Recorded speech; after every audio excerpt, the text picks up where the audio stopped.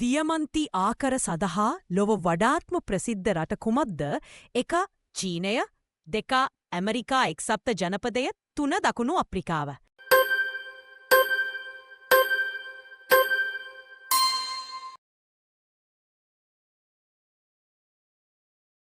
ලෝක දෑත් සෙදීමේ දිනය කවදාද?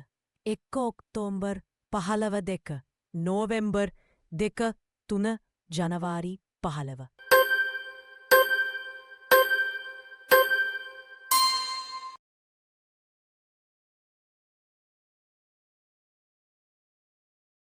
ආර්ථික විද්‍යාවේ පියා කවුද?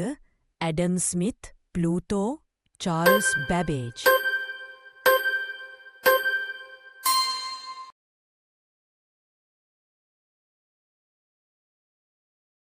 ලෝකයේ විශාලතම සාගරය කුමක්ද?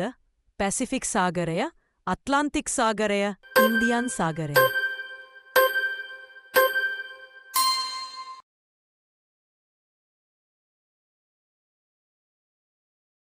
ලංකාවේ ප්‍රථම ජනාධිපතිවරයා කවුරුන්ද? ඩී.එස්. සේනානායක මහතා, ජේ.ආර්. ජයවර්ධන මහතා, විලියම් ගොපල්ලව මහතා.